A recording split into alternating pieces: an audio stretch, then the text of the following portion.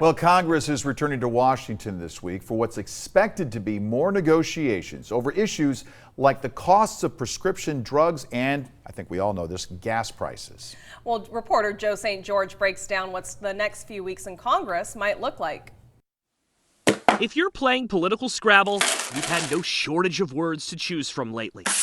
Democrats came into power promising big climate changes, improved pricing for prescription drugs, and for things like childcare. Wait, that's 2 words. Up until this point, though, those words have been just that, words. While infrastructure passed, progressives, for the most part, have been unable to get through many of their big ideas. Remember Build Back Better, the massive policy bill that Democrats wanted to pass last year? That failed because Democrats in the Senate weren't unanimously in support of the idea. Senator Joe Manchin specifically had concerns about too much spending and inflation.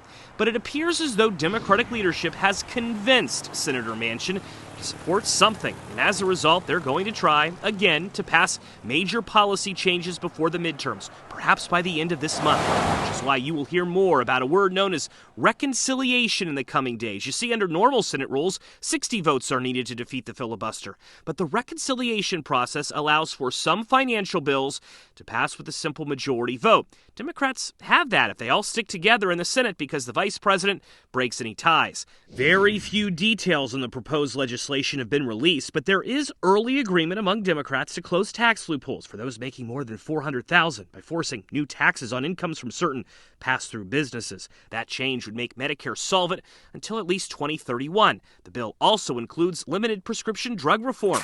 It may limit how much a drug's price can be increased from year to year.